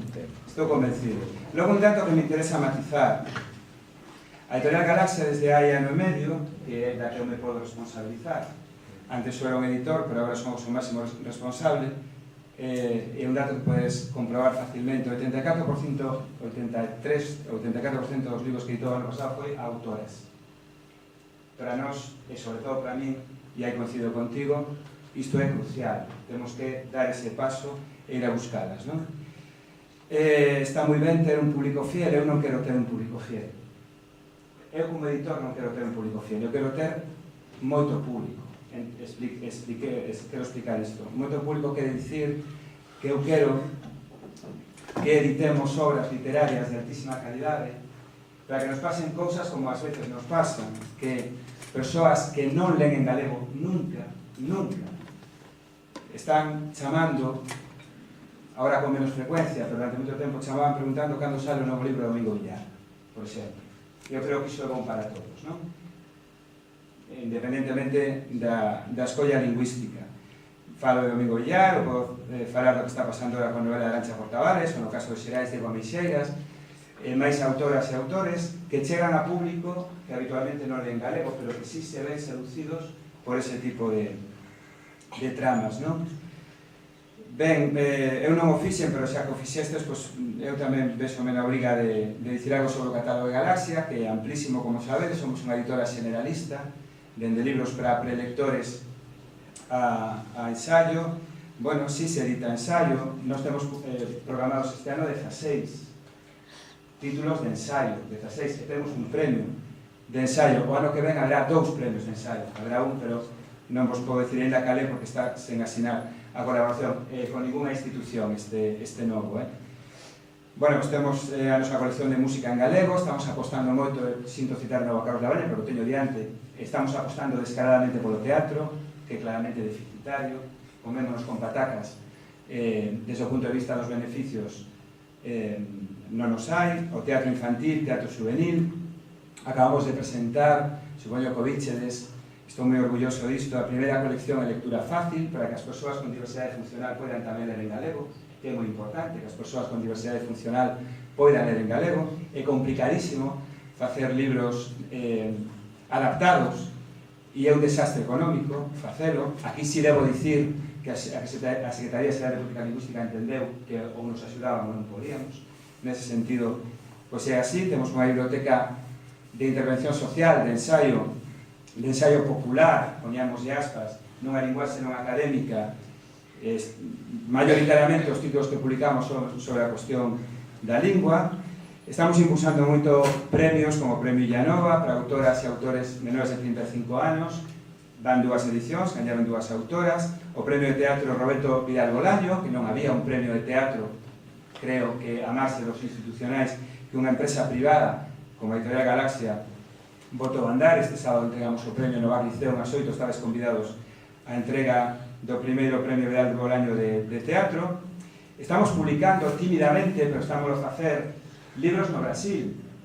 O ano pasado publicamos 4 títulos, e este ano 2 autores, un autor e unha autora contemporáneos, unha autora moi nova ademais, verán o seu libro traducido e publicado ali no Brasil. Acabamos de presentar en 15 días unha colección dedicada só a textos sobre cine galego, a colección Pantallas. Tamén podes imaginar o que significa eso desde o punto de vista económico, pois realmente moi pouco, non? Falaba o compañeiro de Axóuxere, de lobbies editoriais que funciona por meros índices económicos. Pois vou a decir o mesmo, xa os soubese. Eu se os hai en Galiza non me enterei. Eu non me enterei, que haxa un lobby económico editorial en galego, vamos, eu, mira, hoxe a 7:30 estaba na editorial, non? E estou todos os días ás 8. Hoxe madruguei demais porque tiña un compromiso aquí en Compostela ás 9:30. Debemos facelo moi mal porque nos metemos 10-14 horas todos os días para intentar cobrar a nómina aos 17 traballadores directos, porque logo hai moita xente que colabora, non? Pero que esteamos ali cobrando a fin de mes, estamos 17. Nunha editorial como Galaxia sería absolutamente imposible publicar ningún libro por este criterio económico, ningún só, máis ben todo o contrario. Estamos publicando documentos, eso, epistolario de Vicente Risco a non sei quen. Bueno, pues son libros que podes imaginar a vida comercial que teñen. Non teñen vida comercial en unha clase, pero está dentro dun dos objetivos fundacionais da nosa empresa editora manter vivo todo iso, como obra do Pedallo, de quen sexa, dos clásicos, non? Que tamén son o noso patrimonio. Entón, bueno, en Galaxia sería absolutamente inconcebible publicar un 50 sombras de Grey, ainda que alguén nos viñera pola porta, porque se podría decir, poño o exemplo de 50 sombras de Grey porque é moi recente, non? Este é un fenómeno editorial que está cociñado antes de que se produza. Pola porta pode vir calquera a propoñer isto ao director xeral ou calquera editor da casa que vai decir que non, que eso non ten cabida. Nós non traducimos literatura castelá, non traducimos literatura en español, non nos facemos unha cuestión filosófica. A nos, bueno, non podo citar algúns libros porque salieron a competencia, entón igual dixemos mal a alguén, pero non receitamos libros que podían deixarnos un resultado económico moi interesante, porque por unha cuestión absolutamente filosófica nos non publicamos libros que tiveran a súa orixe primeiro en castelán, non? E xa para rematar, a min hai unha cousa que me preocupa bastante, non? E é cando dis hai que naturalizar o binormativismo. A mí pareceme moi difícil, de verdade, e digo con absoluta honestidade, gañar a batalla da perda de falantes, conseguir estar nun país normal, e un país normal é un país donde a lingua propia do país, que o galego, é a lingua A, non? Se empezamos a falar de que o normal é un binormativismo. Renato, gústame moito que definas a miña postura como a dunha editorial que respecta a autoridade académica. Por suposto, nós respectamos a autoridade académica, a que sexa.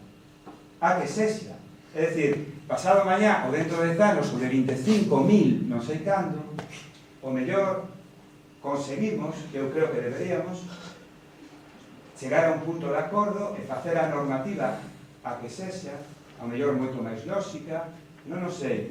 E desde ese momento, creo que por un exercicio de responsabilidade, temos que editar na normativa, na que sexa. A editorial Galaxia non edita só nesta normativa e négase a que algún día a normativa se cambie. Nos países normais, eu sempre digo que hai que traballar como se fósemos normais. Eu, antes de ser editor, era autor. E sigo sendo autor, sigo publicando e deberes ir a mercar os meus libros. Bueno, brincadeiras a marxe, eu sempre digo que eu teño que escribir como se fose un profesional que vive só da literatura, como se só vivise da literatura. En Galicia, neste momento, vivindo única e exclusivamente os dereitos de autoría, unha persoa que a mí me conste. Pero hai que, bueno, os dereitos de autoría e de todo o que se patea este país dando charlas. Eu teño que escribir como se realmente isto fose un país normal e tivese tantos lectores mercando os meus libros como pasa no país no que onde estiven en Cataluña. Para que? Para facer os mellores libros posibles, para esforzarme con o mesmo rigor que calquera outro escritor. Isto é unha idea básica de todos os que traballamos na editorial. Imos facer os libros máis bonitos do mundo, imos traballar a comunicación mellor, o mellor que saibamos, e vamos a facer todo o posible porque os nosos libros cheguen a cada vez máis xente. Pero como se fai en todos os países, usando a única norma que hai en todos os países. Entón, eu o que quero, que me gustaría, que a xente que me coñece, que está aquí de hai moito tempo, manteño sempre a mesma postura, é que consigamos un acordo. Eu non teño ninguna clase de interés, porque non teño por qué, en defender esta actitude da Real Academia, pero sí en que debemos seguir a normativa que dicte a a que en teoría é a maior e máis importante institución en cuestión lingüística do país. A que sexa. Non sei se me acabo de explicar. Xa está. Non sei se alguén na mesa quere intervir ou se vamos a... Eu quería que repetís por este último que acabas de escuchar, porque non entendi moi ben. Claro, pois a ver se son capaz. Intentarei, non? A ver, temos un problema objetivo, creo eu. Un problema, non? Que o comentábamos antes. Citabas na presentación a diagnose da cultura galega e, bueno, pues os datos son absolutamente demoledores. Ler ese documento é absolutamente descorazonador para calquera. Dediquémonos a sexa a nosa ocupación a que sexa, non? Pero os que estamos nesta mesa dedicamos o mundo da cultura e, por lo tanto, bueno, pues ver esa situación realmente magoanos moito. Hai 2 semanas ou 3, xa non recordo, foi o Galeusca de editores editoras. Facémoslo cada 2 anos en un país. Este ano tocou en Galicia. Tivemos o encontro bianual de editoras galegas en Éuscar e en catalán. E unha das sesións, a primeira, sempre é unha comparativa numérica de resultados, de cantidades que manexamos, etc. E, bueno, pois, aí é onde constatas, pois, eso, que xa das 4 asociacións, a Valenciá, a Catalá, a de Euskadi máis nós, somos as últimas, xa. E logo, bueno, pois non vou aburrirvos cos datos, pero é apabullante, non? En Galicia, por darvos en Galicia vivimos profesionalmente la edición, e aquí non está artes gráficas, falamos de pura edición. Vivimos 148 persoas. Hai 2 anos eran 150. Entón, eu vou ese dato e digo, carai, hai 148 persoas en Galicia que comemos, e as nosas crianzas poden estudar e non ir remendados no sistema editorial galego. No catalán son 4.000 e pico, non recordo o pico, 4.000 e pico. E moitas máis cousas, non? As editoras galegas facturamos, entre todas, o ano que nos vai mellor, alrededor de 5 millóns de euros. O día de San Jordi, 5 millóns de euros o ano, entre todas. O día de San Jordi, a industria editorial catalana, o día de San Jordi, un día en concreto, un día só, factura 23 millóns de euros. Un día. Nos facturamos. Temos un problema, non? E o problema é o país. Podemos dicirlo máis bonito, pero o problema é o país. Por eso digo que se fose tan fácil como señores de Arraja, a partir de agora imos a seguir todos esta outra normativa, e acto seguido hai unha modificación impresionante na mentalidade de todas as galegas e galegos, eu apúntome de primeiro, porque é o que quero, por enriba de todo, vivir nun país normal. E a mí preocupame, a mí sí me quisa o sono a diagnose da cultura galega. Entón, o que acabo de dicir, a ver se agora me expliquei mellor, é que entendo que calquera empresa editora, non a que eu represento, senón calquera empresa editora de Francia, de Inglaterra, de Alemania, de Galicia, de Iñaconaqui, onde sexa, ha de editar os seus textos na normativa oficial dese país. Eso non quere dicir que eu diga que a que hai sexa a que a mí me agrada. Digo que nos países normais chegas a un acordo e fíxase unha norma. E esa norma seguímola. O asunto será, o que temos que solucionar é o de fixar a norma. Precisamente por iso vou dar a palabra ao público. Mario, podes falarnos un pouco da normativa oficial? Queres que fale eu? Sí. Prefería non falar. No, Non, prefería non falar, porque que non acabaríamos. Eu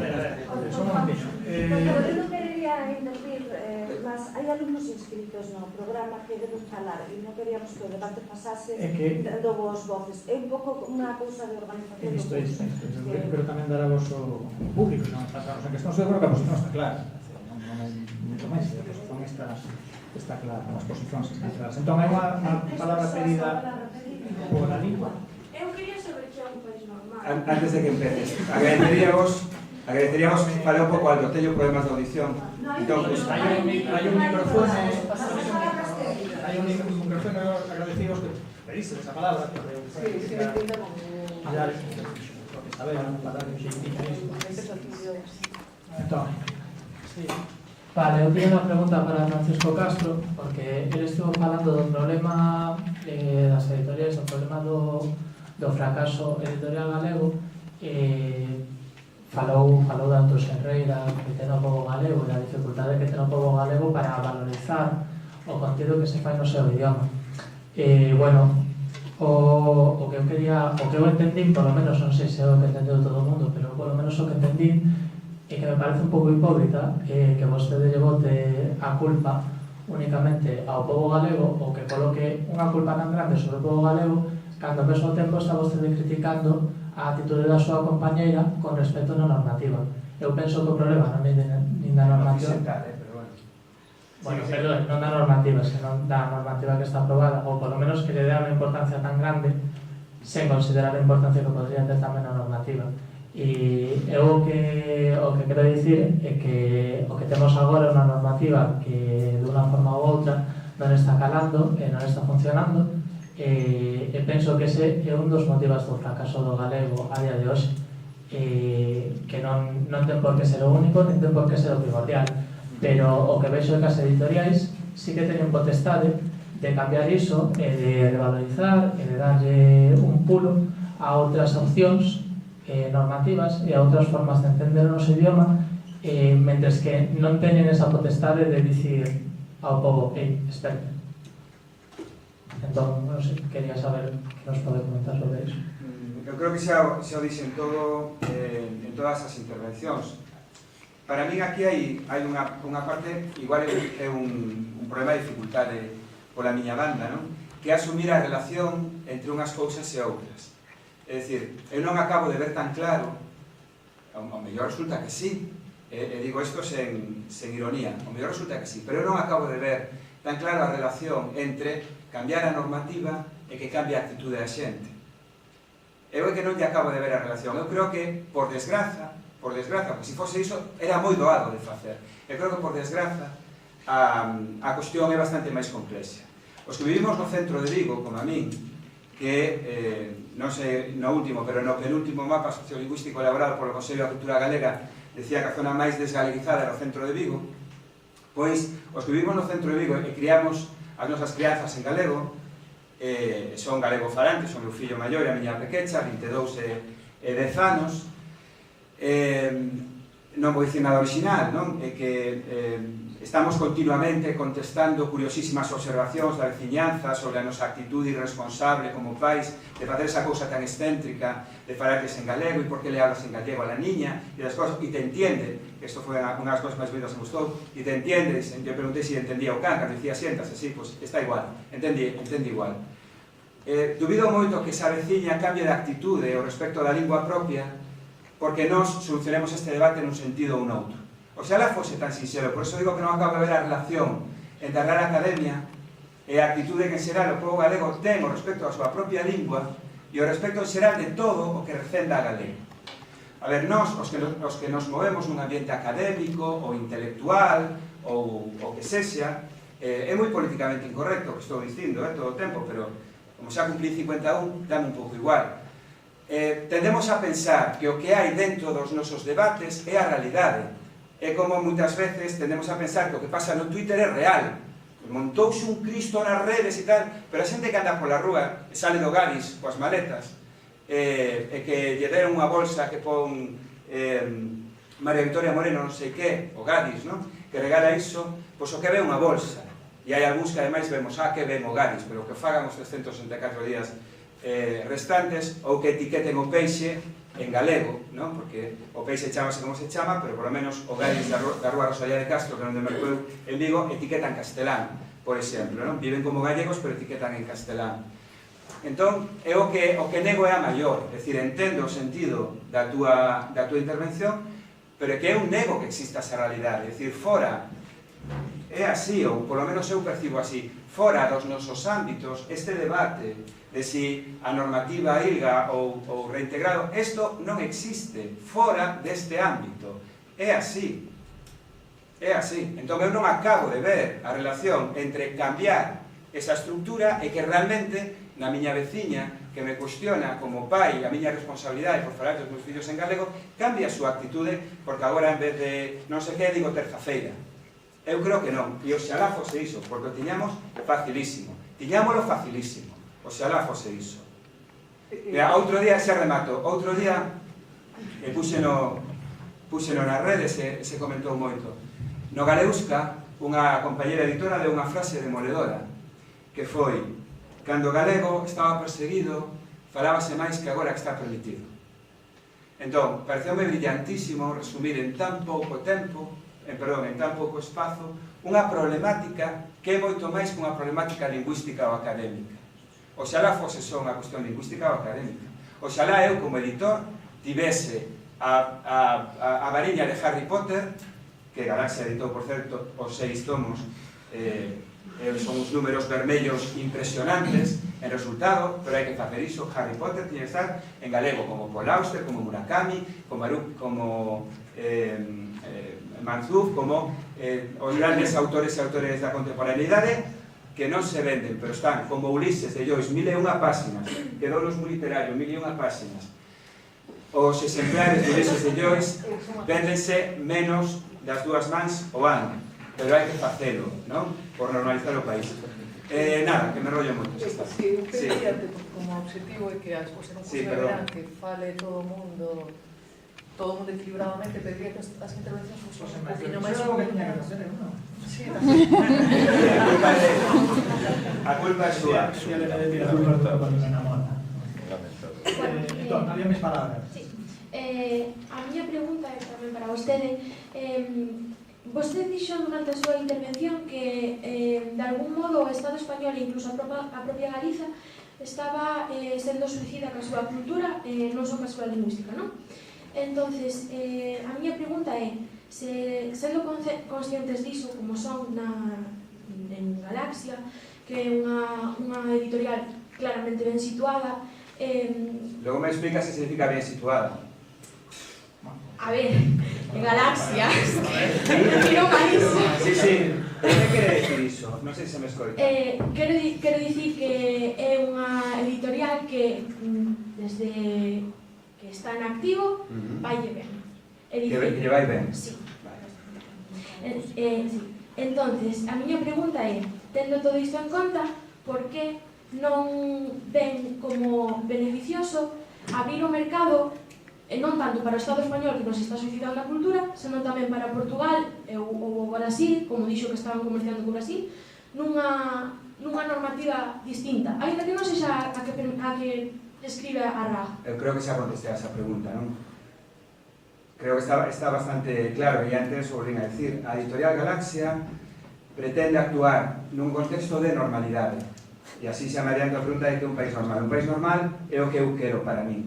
Quero un país normal, un país donde esté como lingua, non podo decir única porque a historia é historia, pero como lingua predominante que non dá explicacións a lingua galega, e polo tanto en todas as demais comunidades lingüísticas, ou polo menos nas que eu coñezo unhas cantas, pois hai unha normativa única. Eu non digo que esta sexa a mellor posible, digo que a que temos, e as empresas editoriais o que fan é publicar nesa normativa que é a oficial. O mellor, o que temos é que cambiar a normativa, non o sei. E logo, e remato de contestarte, o que nos outros casos dice que non o vía claro, nesto podo afirmar. Non teño nada claro, mas ben teño bastante claro que non sería así, a relación entre empezar a editar na outra normativa e que suba ao mercado. Vale, entonces, simplemente dos apuntes de paso micro, perdón, compañeros, sería que, polo tanto, primeiro que non penso que non todos os países teñen unha normativa pola que publican exactamente todos. Por exemplo, na lingua inglesa, penso que non sucede así. En segundo lugar, a ver se me acordo, bueno, non sei, quedei en branco.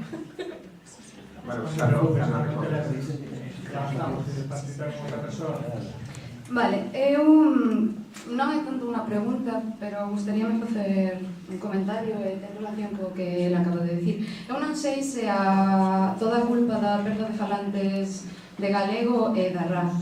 O que sí que sei é que lanzar mensaxes que non se corresponden coa realidade a sociedade non axuda. Non é certo que todas as linguas teñen academia, de feito, o inglés non ten academia. Eu penso que é unha mensaxe moi peligrosa. Teresa dixo por qué, por exemplo, se vemos que esta normativa non funciona, xa moito non axuda, pero a maiores se seguimos pensando que o que fai a RAG o mellor para a lingua galega cando non ten... Xa, eu non dixen que dixeras eso, que digo que cando dis cousas que non son certas, a xente pode malinterpretar as ideas que tratamos de lanzar sobre a lingua. De feito, hai xente profesional que dedícase a isto e penso que debiu flipar cando dixeches iso, porque... Bueno, creo que se entende o sentido que quería dicir. Eu non o entendín. O mellor é que eu non son independentista, pero eu non o entendín, e ao parecer a miña compañeira tampouco. Eu penso que é moi importante aclarar isto, porque o estatus da lingua galega non é oficial nun sentido legislativo, ni moitísimo menos. A RAG é unha institución que non sei moi ben a quen responde, mas non penso que responda a lingua galega. Pois entón, digámoslo de outra maneira, eu non son académico, non o vou ser nunca, intúo, pero en todo caso a pregunta sería a quen ten que servir a RAG. É dicir, ti dis que non sei a quen sirve, eu tampouco sei a quen sirve a Real Academia Galega, pero en todo caso, eu o que quero é cargar a Real Academia Galega, que me gustaría máis que no levaso de Real diante, que a Academia Galega respondese de verdade o servizo, que estivese ao servizo deste país e a lingua deste país. Eso é o que eu lle pido. Nada máis. É o que eu lle pido. E respondes ante unha institución que non sabes moi ben ante quen responde. Parece un criterio un pouco... Non, perdoa. Cando ti dis a RAG que non sei a quen responde ou a quen serve, estás como deslizando que terán os seus propios intereses, eu non o sei, que eu non son académico ni non vou ser. O que sí sei é que hai unha institución a que teóricamente nos damos teóricamente a máxima autoridade en cuestións lingüísticas, e polo tanto a min parece un exercicio de responsabilidade, pareceme a min que a Televisión de Galicia, que a Radio Galega, os medios de comunicación públicos usen esa norma e non outra, que as editoras publiquemos esa norma. A min parece un exercicio de responsabilidade, a min en concreto. Logo, o que hai na cabeza os académicos, pregúntallo a eles, eu non o sei, a que intereses sirven, se te sirven algúns, que supoño que non, eles saberán, eu non son académico, ni o vou ser. Editorial Galaxia é unha editorial, é unha empresa mercantil, que xo respondería entre os seus accionistas, que son ademais entidades en ánimo de lucro ao servicio de Galicia, única e exclusivamente. Creo que hai máis palabras, eu insisto nisto, eu creo que a posición está clara. Quizás é un malentendido en relación con o delegado de normativa oficial, un debate xurídico interesante, mas non hai norma oficial, iso é verdade, mas iso non quita que haxa unha empresa. Terei que dicelo, ao final, non existe unha normativa oficial. Acabo de dicelo. Non existe. Non existe unha normativa oficial porque no Reino de España non se legisla sobre ortografía. Existe unha norma de obrigado uso na administración e no ensino. Ponto. Unha lingua que eu non teño que aprender, que non teño o deber de aprender, ninguén me pode obrigar a escrevela de unha determinada forma. É así de ridículo o asunto. Non? E pretenden obrigarme a escrever unha lingua que non teño nin que coñecer. A normalidade sería que a escrevese ou como quixese, ou que fose un deber coñecela e coñecela de determinada forma. Sí, pero, vale, uso un pequeno matiz. É dicir, entón, como lle aprendemos galego nas escolas os nenos e as nenas? Tenemos que seguir, digo eu, algunha clase de norma. Ou pregunto, ahora me toca preguntar a mí, ou decimos que isto queda a liberdade de cátedra de cada profesor ou profesora. Bom, eu creo que o debate se está desviando e non é este o sentido da mesa. Creo que o debate está desviando e non é... Como pai preocuparíame bastante. Non podo responder. Sí, na planificación lingüística hai dous brazos. A planificación do corpus e a planificación do status, unha e outra son indesligables. Non é un problema de norma. Claro que non é un problema de norma. Podemos mudar a norma e o desastre continuaría igual. Iso é básico. O problema é das funcións para as quais foi ideada ese modelo de norma. Se as funcións para as que foi creada ese modelo de norma foi para construir unha lingua para o ensino, unha lingua para a administración e que se utiliza tal, unha lingua para os medios de comunicación, determinados medios de comunicación públicos que deturban constantemente, máis, que se utilizase polo menos, e que depois de 40 anos non conseguiu nen sequer que existan unhas xeracións de galegos que saben dominar ese rexistro culto, e que temos un problema, e que o mellor é que é un modelo de lingua o que non serve, ou sí que serve, porque estaba pensado exclusivamente para cumprir o estatus que cumpre. Pero eu iso podo aceptarlo, o modelo de lingua, pero estamos falando, creo que de norma, non? No, é que ese era o erro, por iso quería, claro, non é un problema de escrever, nin podíamos escrever de outra forma. Calquer lingua se pode escrever de calquer forma, con calquer ortografía. O problema é para que se concebe un modelo. E é que o cuestiona, o reintegracionismo cuestiona para que se construe ese modelo. Se ese modelo tivese triunfado, e agora, ainda que houvese perda de falantes, houvese unhas camadas de xente que fose capaz de utilizar esa lingua, esa forma de lingua de prestixio, algo teríamos avanzado, pero que nen iso se conseguiu. Claro, sí. Pero, e realmente crees, pregunto, sempre pregunto desde a ausencia absoluta de ironía, crees que a situación sería outra así no seu momento, se tivese optado pola outra escolla normativa? Non o sei, eso é política ficción. Eu sospeito que non. Eu estou convencido de que tampouco, pero que ás veces vexo, e digo isto con cariño, unha especie de pensamento máxico que cambio isto por isto outro e de repente estou en Disneylandia. Pero non por ser tan crudo. Por iso que se intervir, para aclarar algo. Non é un problema de mudar un N por un N. Claro, oxalá fose iso, porque entón eu pido que mañá pusemos a outra norma, pero xa, mañá, se o problema é ese, se o problema realmente é ese, é que o temos facilísimo solucionar. Pero creo que non. Pareceme reduccionista e un, bueno, iba a utilizar outra palabra, pouco rigoroso, cingirse única exclusivamente a iso como a causa e, por lo tanto, a única solución a todos os problemas. Oxalá soubese un... Que ninguén pensa iso, ninguén dixo iso. Ás veces parece que se transmite iso. Quería dizer que son menos 10, a rato vai acabar as 8, sempre máis se ten que ir para as súas cidades, para ir. Hai moitas, por iso. Hai moitas palabras pedidas, unha na mesa, a rato non ten que intervir. E fa unha reflexión, a modo de pregunta, non sei se o debate derivaría para onde está se o título da mesa fose outro, e non editar a normativa internacional. Se fose editar en portugués, o debate sería este, ou sería outro? Editar nunha lingua estranxeira non ten... Por iso digo, camarada. Entón, damos a palabra aquí, despois, Rafa.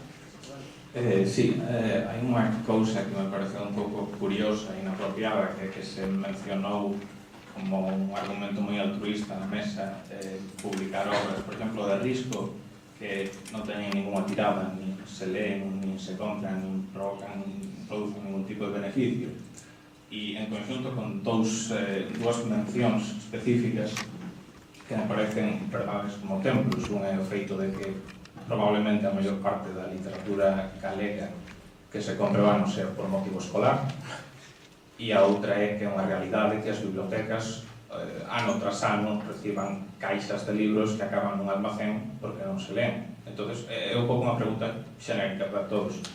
Penso que ao mellor podemos ter un problema de o que estamos facendo ninguén o quere.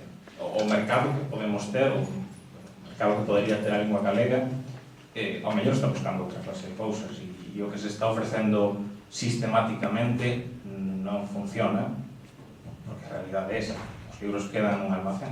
Entón, un pouco a visión de cada un, si se pode. Vamos a fazer moito.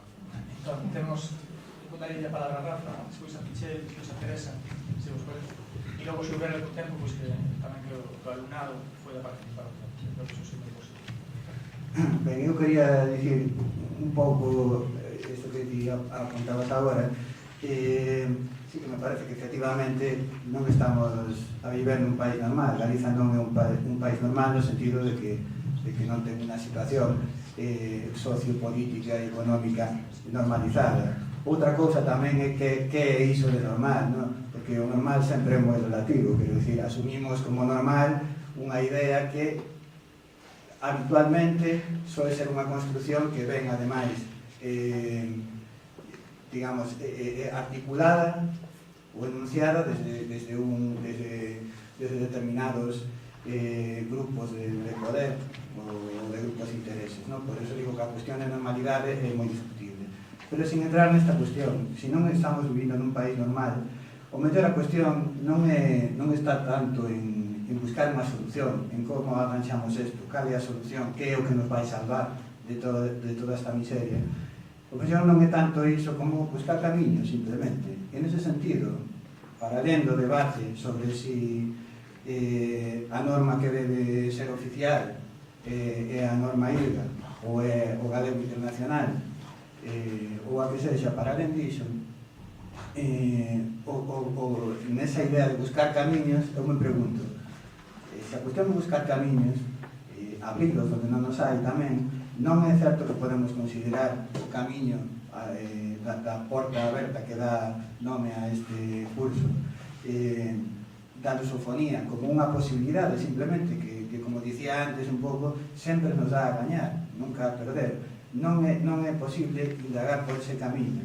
Entonces, nos falábamos antes da cuestión do binormativismo un pouco nese sentido, non?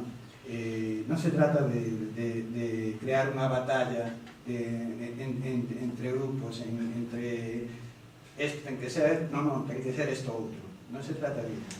O que se trata, o mellor, é simplemente de abrir unha porta de transitada e, eso sí, crear as posibilidades para que ese camiño poda ser transitado e ver a onde nos leva. Está claro que hai outros camiños que xa se emprenderon que non son a norma IRGA, eses outros camiños, non? Simplemente, digamos, se lle deu, digamos, a norma IRGA de alguna maneira está integrada no camiño que hasta ahora se practicou, non? O cal non quere decir que a norma IRGA sea ese camiño, pode ser outra cousa, non?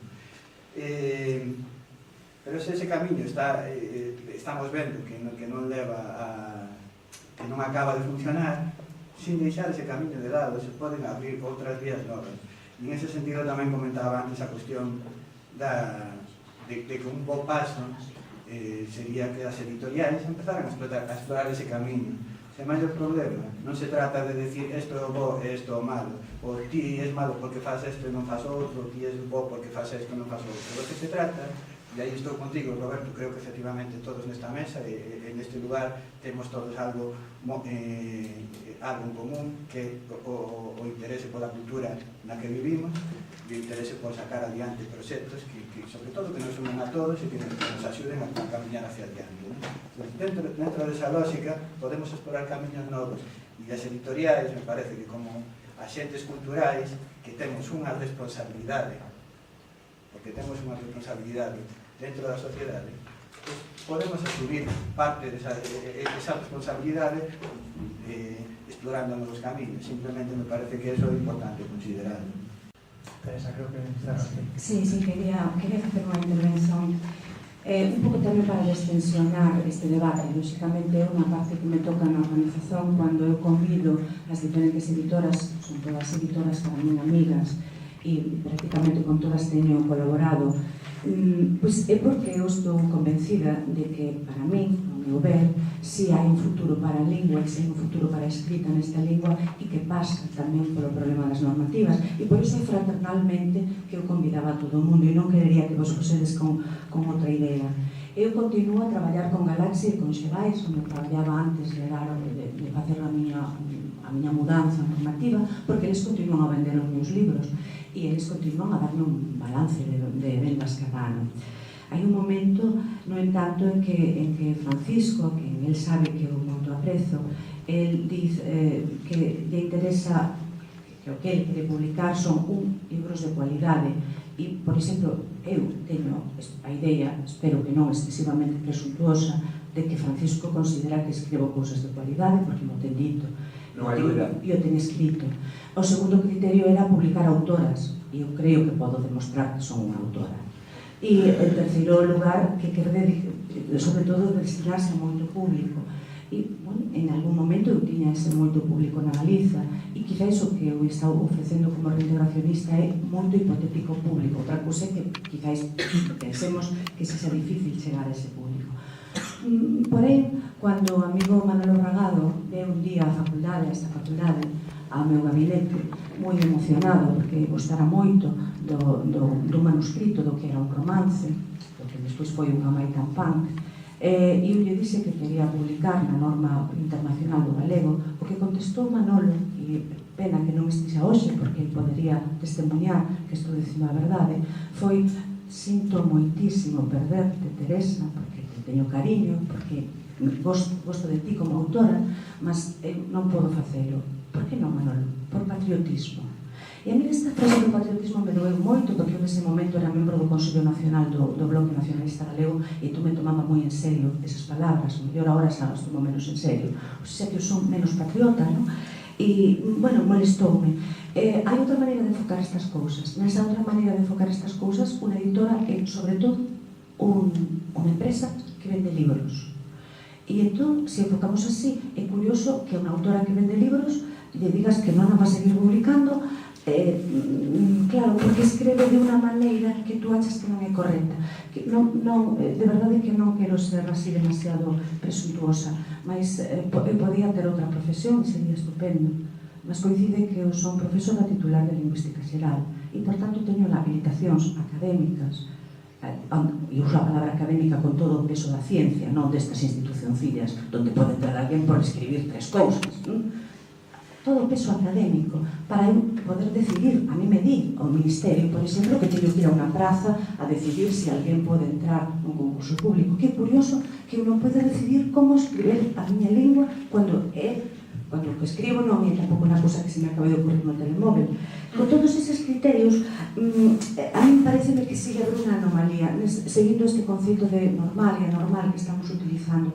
E eu sí pediría que utilésemos máis posibilidades para o diálogo, porque eu sí, por exemplo, sí traballando como académica na ecolingüística, eu sí vexo unha relación entre o futuro da lingua dun pobo que non ten autoestima e que se está autosuicidando, como tú decías, e a posibilidade de brindarle unha arma de autoestima, de que é útil por fora das fronteiras, de que hai mercado para os seus produtos. Eu penso que son políticas no mal sentido da palabra, non no sentido honesto da palabra política, sino políticas de andar por casa a que nos están impedindo travar unha batalla que o mellor se intentaron dar antes. Entón, sí convidaría a todo o mundo fraternalmente, insisto, a continuar a revisar estes criterios, a continuar estes debates, a continuar estes foros, e a non, por favor, a non facer ilegal a ninguén. Moitos de nós a veces se pon brusca a cousa porque nos sentimos un pouco ilegais. E, tamén non merecemos iso, porque tamén é por patriotismo. Carallo. Supoño que temos que... Sí, eu simplemente deixarme agradecer a as persoas que están aquí conmigo na mesa, agradecer a organización e, sobre todo, especialmente agradecer a intervención do alumnado, porque, insisto nisto, que parece que foron achegas moi valiosas e, como diría un brasileiro, disculpe cualquier cosa. Moito obrigada a todos.